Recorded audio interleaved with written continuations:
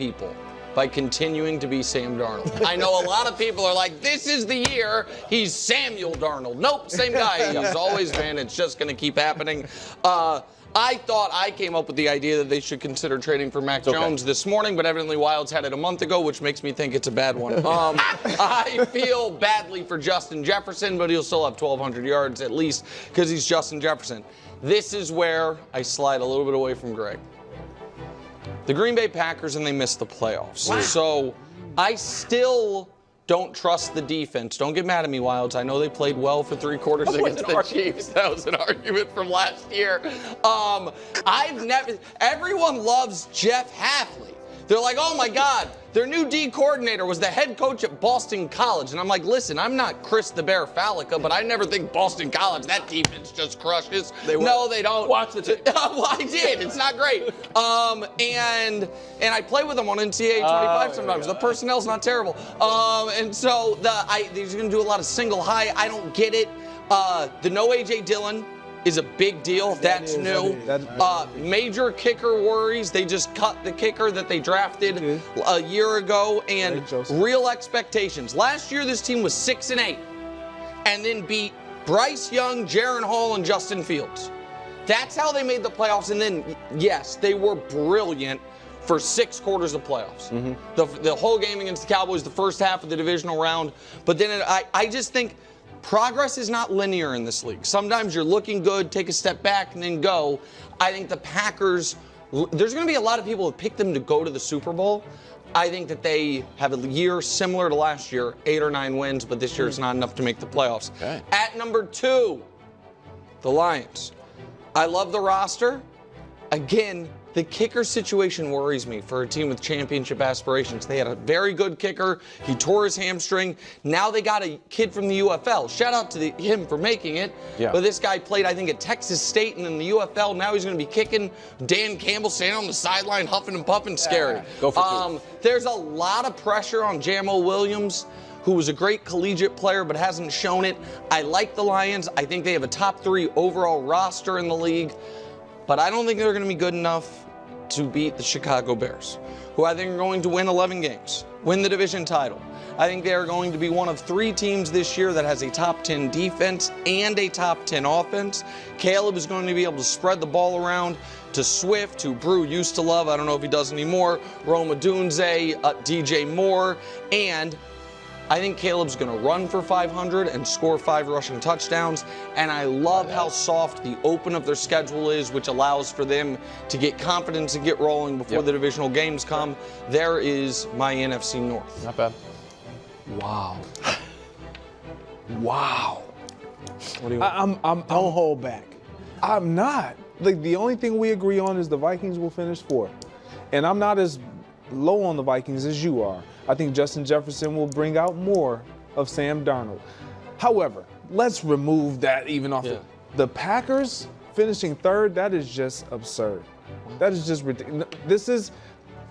This is the year that they actually prove Nick wrong, just like most teams will prove you wrong. But the Packers will finish 2nd behind the Lions, and the Bears will finish 3rd. But all 3 of those teams will make the postseason. So you have the Bears in the playoffs. I have the Bears in the playoffs. What I will say is the reason why I have the Bears, and I'm sorry, Brew, I know you're going to go. And I really wanted to respond heavily after you, but I got to respond right now.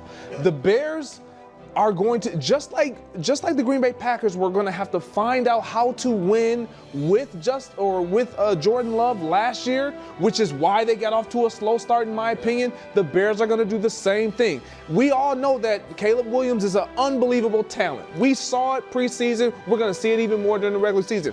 This team is still going to have to learn to win with him as their starting quarterback. Defensively, I think they're spectacular. Dan Campbell is doing something very special in Detroit. That's why I still believe that the Lions will win the Caleb stuff. What is it? What do you mean specifically when it's like learn to win? Is it like specific plays or like a 2 No, it's situational football. Okay. Like, we see the splash plays, but we haven't seen him in any type of situational football. That means when in 2-minute drill, no huddle, 4-minute, running the clock out, end of half, end of game, like all those things matter, and we haven't seen him in those situations and how he's going to handle it. Yes. All right. We do agree on the Vikings being fourth. There's no doubt about that. Now, Sam Darnold, look, the reason they got him, they think, learn from Kyle Shanahan for a year, similar type system. Let's bring him there and see what he can do. I actually think, you know who I think they should try to trade for?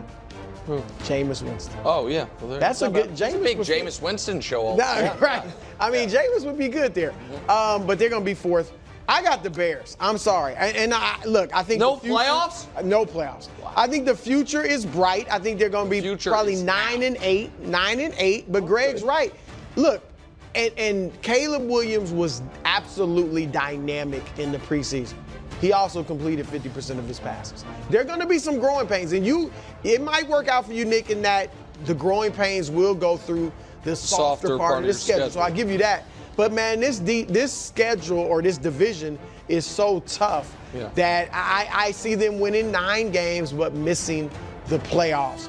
Secondly, in the second spot, I've got Green Bay.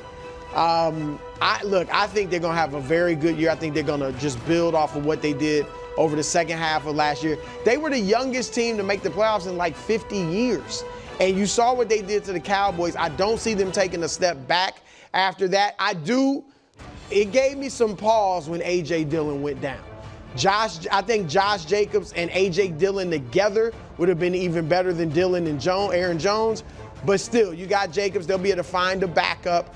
The receivers are just going to be that much better. They're more confident. And defensively, that was a young team. I think defensively, they already took some steps last year.